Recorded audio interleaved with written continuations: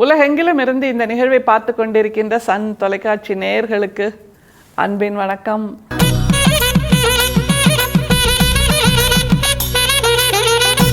வள்ளல் பிரானோடு நம்முடைய பயணம். ஒரு குரு இருந்தாருங்க. அவர் என்ன தெரியுமா பண்ணாரு? தன்னை பார்க்க வருகின்ற தன்னுடைய சீடர்கள்ட்ட அவங்க பொதுவாக பழங்கள் கொண்டு வந்து கொடுப்பாங்கல்ல, குருவை பார்க்க போகிறாங்க அப்படின்னா, ஒவ்வொரு சீடர்கிட்டையும் பழங்களை எடுத்து கொடுத்து, இதை நீங்கள் எல்லா நேரமும் கையில் பிடிச்சிக்கிட்டே இருக்கணும், கீழே வச்சிடக்கூடாது, தூங்கும்போது கூட பக்கத்தில் வச்சுக்கிட்டு காலையில் எழுந்த உடனே முதல் வேலையாக கையில் எடுத்து வச்சுக்கோங்க அப்படின்னு சொல்லியிருக்கார். முதல்ல சந்தோஷமாக வாங்கிக்கிட்ட அந்த சீடர்கள், எப்படிப்பா எல்லா நேரமும் 24 மணி நேரம் இந்த பழத்தையே கையில் வச்சிட்ருக்கிறது, ரொம்ப கஷ்டமாச்சே அப்படின்னு முதல்ல கொஞ்சம் மனசு சுருங்கி இருக்காங்க. அப்புறம் மறுநாள் ஆச்சு. மறுநாளும் திரும்பவும் காலையில் எழுந்த உடனே எங்கே அந்த பழம் அப்படின்னு தேடி பிடிச்சி கையில் எடுத்து வச்சுக்கிட்டாங்க. ரொம்ப கஷ்டமாக உணர ஆரம்பிச்சிட்டாங்க அந்த மறுநாள்லேயே.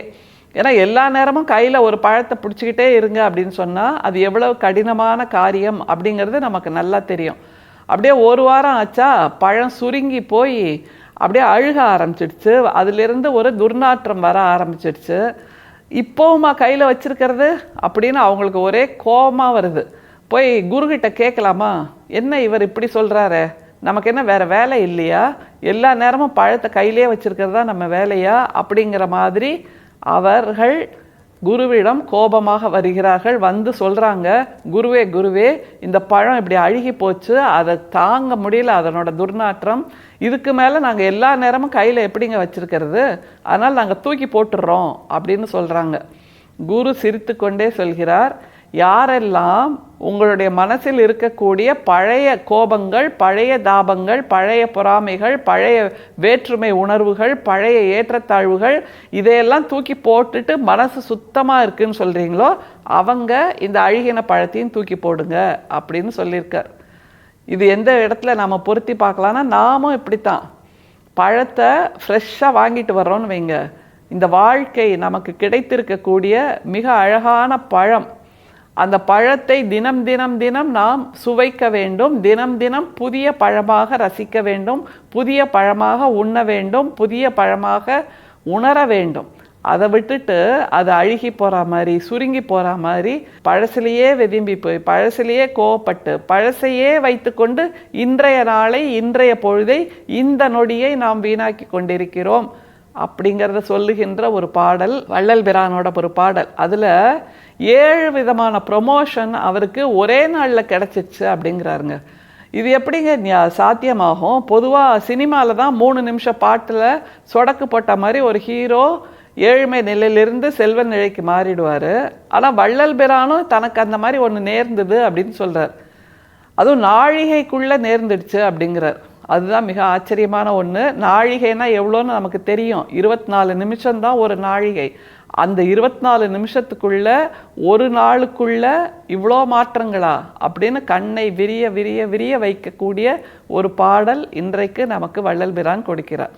ஒரு நாழிகையில் யோக நிலையை உணர்த்தி மாலையே யோக பயனை முழுதும் அளித்தாய், மறுநாள் காலையே திருநாள் நிலையும் தீர்த்த நிலையும் தெய்வ நிலையுமே சிறியேன் அறிய காட்டி தெரித்தாய் வேதக்கலையுமே.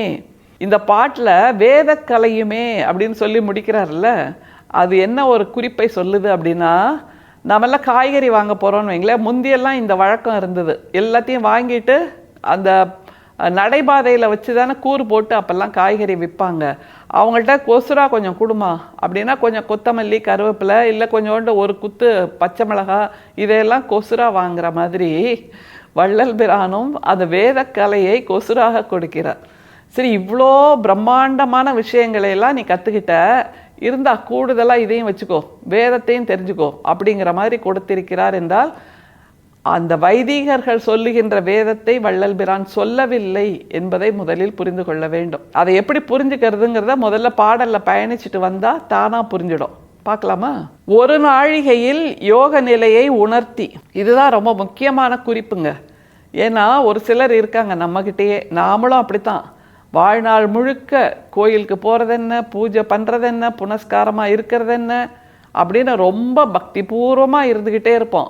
ஆனால் எது உண்மையான இறை, எது உண்மையான பக்தி, எது உண்மையான பேரன்பு, எது உண்மையான முக்தி, இது எதையுமே புரிஞ்சுக்காம தொடர்ந்து போய்கிட்டே இருப்போம். ஒரு பழக்க தோஷம்னு சொல்லுவோம்ல, அந்த மாதிரியான ஒரு பழக்க தோஷத்தில் செய்து கொண்டே இருப்போமே தவிர அதன் உண்மையான அடர்த்தியான ஆழத்தை புரிந்து கொள்வது இல்லை.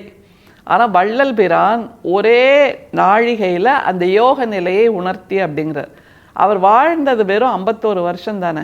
அதில் இப்படியாக ஒற்றை நொடியில் சொடக்கு போடுற மாதிரி, சினிமாவில் வர்ற மாதிரி 3 நிமிஷத்துக்குள்ளே கூட இல்லை, ஒரு நாழிகைனா 24 நிமிஷம் தாங்க.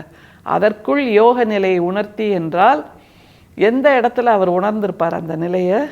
கொஞ்சம் யோசித்து பார்த்தா அவருடைய வாழ்க்கையில் நடந்ததில்ல ஒரு சம்பவம். அந்த சிதம்பரம் நடராஜர் கோயிலில் அவர் தரிசிக்க சென்றபோது அவரை மறுத்த அந்த வைதீகர்கள், நீ உள்ளே வரக்கூடாது என்று தடை செய்த அந்த வைதீகர்கள், உனக்கு இங்கே வந்து வணங்குவதற்கு உரிமை கிடையாது என்று சொன்ன அந்த வைதீகர்கள், அந்த ஒற்றை நொடியில் இந்த மாற்றம் நிகழ்ந்திருக்க கூடும் என்று நம்மால் புரிந்து கொள்ள முடிகிறது.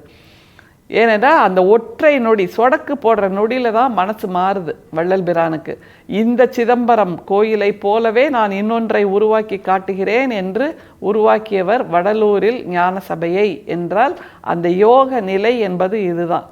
அது அவமானம் இல்லை. வள்ளல் பிரான் தன்னுடைய யோக நிலையை உணர்வதற்காக ஏற்படுத்தப்பட்ட ஒரு சம்பவம் என்று வள்ளல் பிரானே உணர்ந்திருக்கிறார்.